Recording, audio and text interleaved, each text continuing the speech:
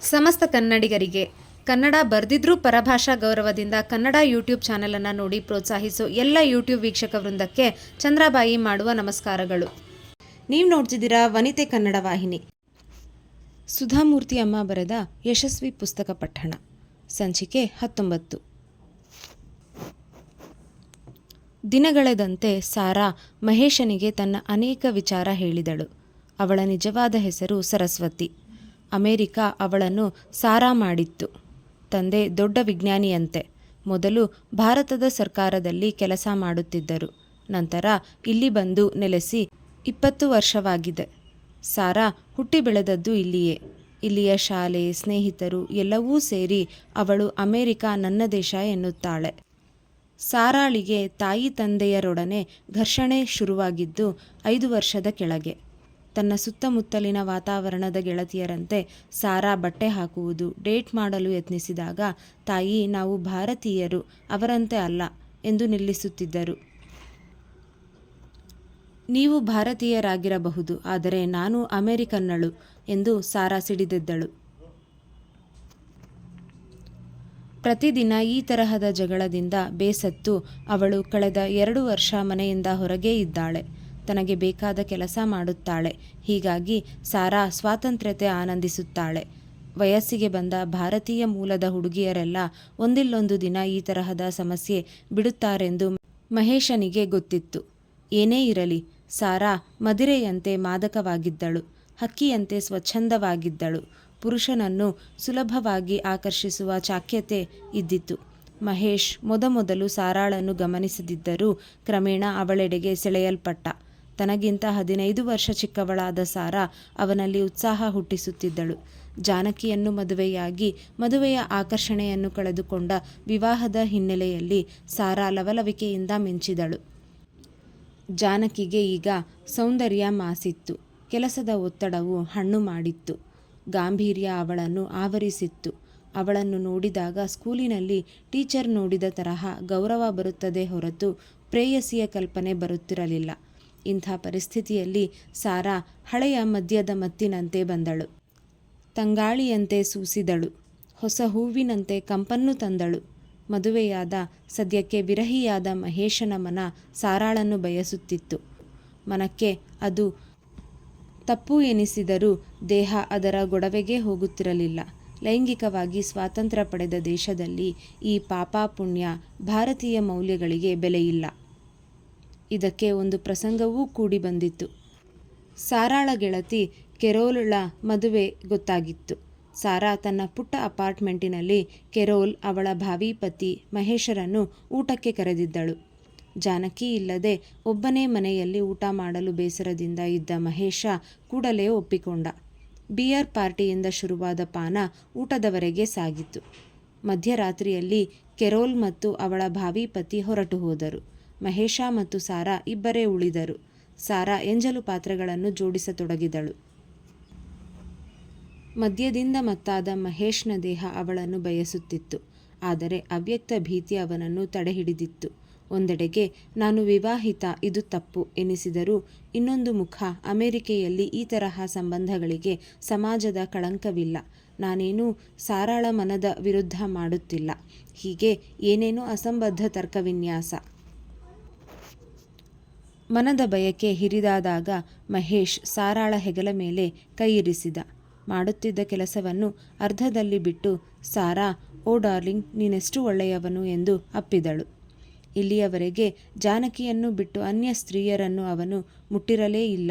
ಈಗ ಈ ಮಾದಕತೆ ನವ ಉಲ್ಲಾಸ ತಂದಿತು. ವಿವೇಕ ಅಳಿಯಿತು.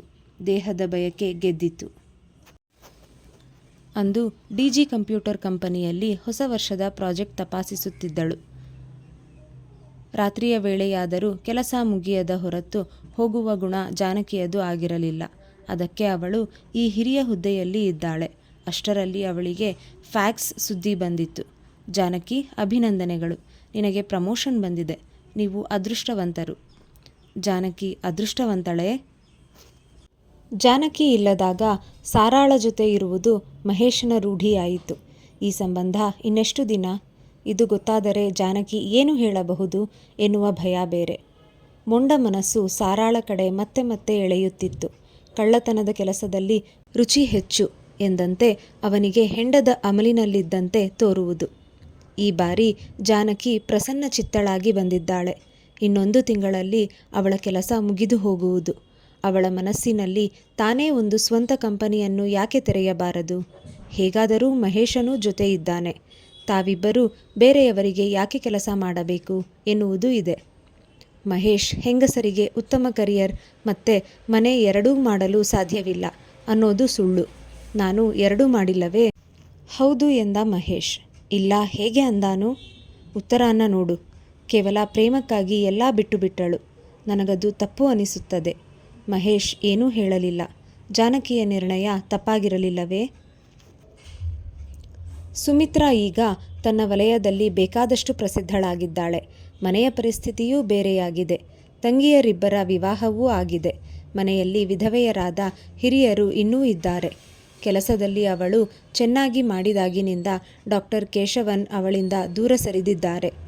ಅವಳ ಗುರು ಈಗ ಅವಳನ್ನು ಪ್ರತಿಸ್ಪರ್ಧಿಯಂತೆ ನೋಡುತ್ತಾರೆ. ಆದರೆ ಸುಮಿತ್ರಾಗೆ ಆ ತರಹದ ಭಾವನೆ ಇಲ್ಲ. ಇಲ್ಲಿ ತಾನಿರುವುದು ಕೇವಲ ತನ್ನ ಗುರುಗಳು ಮದ್ರಾಸಿನಿಂದ ಇಲ್ಲಿ ಕರೆತಂದದ್ದಕ್ಕೆ ಎನ್ನುವುದನ್ನು ಅವಳು ನಂಬುತ್ತಾಳೆ. ಅವಳಿಗೆ ಪಾರಿತೋಷಕ ಬಂದಾಗ ಮೊದಲು ಗುರುಗಳ ಕಾಲ ಮೇಲೆ ಇಟ್ಟ ನಂತರ ತಾಯಿ ತಂದೆಯರಿಗೆ ನಮಸ್ಕರಿಸುತ್ತಾಳೆ. ಆದರೂ ಅಸೂಯೆ ಯಾರನ್ನೂ ಬಿಡದು. ಆದರೆ ಶಿಷ್ಯೆ ಗುರುವಿಗಿಂತಲೂ ಹೆಚ್ಚು ಪ್ರಸಿದ್ಧಳಾಗಿದ್ದಾಳೆ. ಕೆಲವು ಕಡೆ ಡಾಕ್ಟರ್ ಕೇಶವನ್ ಅವರನ್ನು ಡಾಕ್ಟರ್ ಸುಮಿತ್ರಾಳ ಗುರು ಎಂದೇ ಪರಿಚಯ ಮಾಡಿಕೊಡುತ್ತಾರೆ. ಕೇಶವನ್ರಿಗೆ ಕಸಿವಿಸಿ ಆಗುತ್ತದೆ. ಆದ್ದರಿಂದಲೇ ಅವಳಿಂದ ದೂರ ಇರಲು ಯತ್ನಿಸುತ್ತಾರೆ. ಉತ್ತರ ಈಗ ನೇಪಾಳದಲ್ಲಿ ಇದ್ದಾಳೆ. ಗೋಪಾಲನಿಗೆ ಈಗ ಜನರಲ್ ಮ್ಯಾನೇಜರ್ ಆಗಿ ಬಡ್ತಿ ದೊರೆತಿದೆ. ಅರವಿಂದನ ಕಾಗದದಲ್ಲಿ ಅವನು ಮದುವೆಯಾದ ಸುದ್ದಿ ಕೇಳಿ ಅವರಿಬ್ಬರನ್ನು ತಾನೇ ಇಲ್ಲಿಗೆ ಕರೆದಿದ್ದಾಳೆ. ಅನೇಕ ವರ್ಷಗಳ ನಂತರ ಅರವಿಂದ ಉತ್ತರಾಳನ್ನು ಕಾಣುತ್ತಿದ್ದ. ತಾಯ್ತನದಿಂದ ಈಗ ದಪ್ಪಗಾಗಿದ್ದಾಳೆ. ಸ್ವಲ್ಪ ಮಾತುಗಾತಿಯೂ ಆಗಿದ್ದಾಳೆ.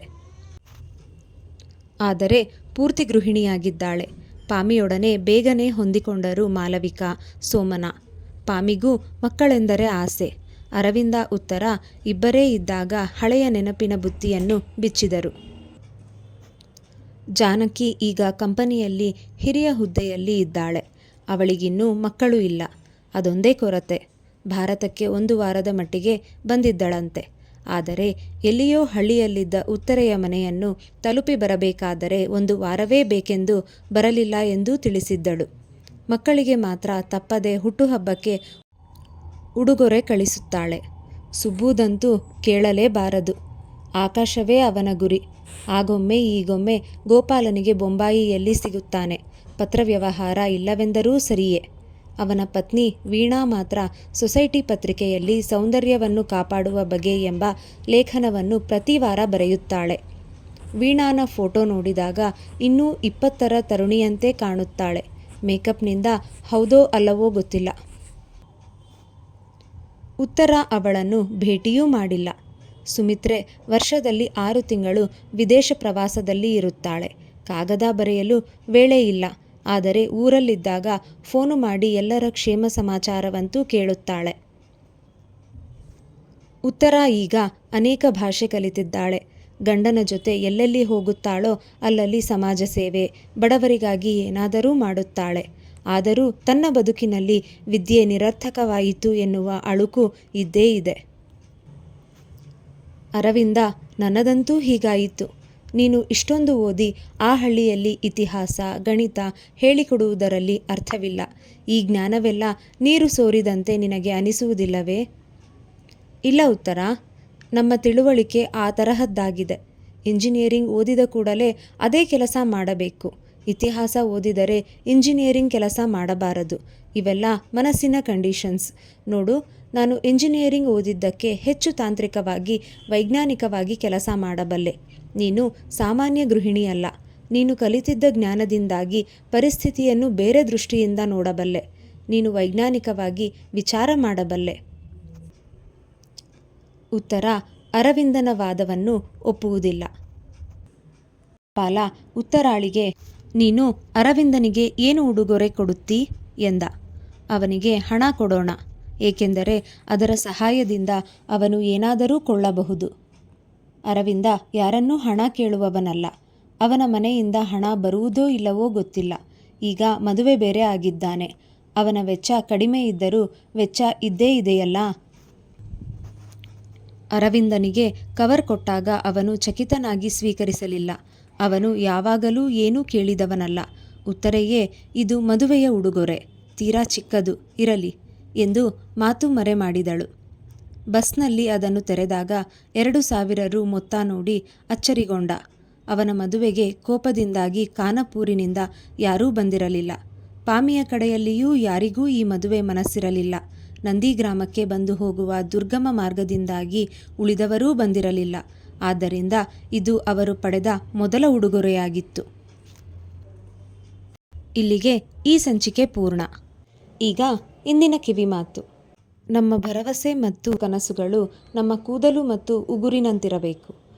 ಅವುಗಳನ್ನು ಎಷ್ಟು ಸರಿ ಕತ್ತರಿಸಿದರೂ ಅದರ ಬಗ್ಗೆ ಚಿಂತೆ ಇಲ್ಲ, ಆದರೆ ಬೆಳೆಯುವುದನ್ನು ನಿಲ್ಲಿಸುವುದಿಲ್ಲ. ಧನ್ಯವಾದಗಳು.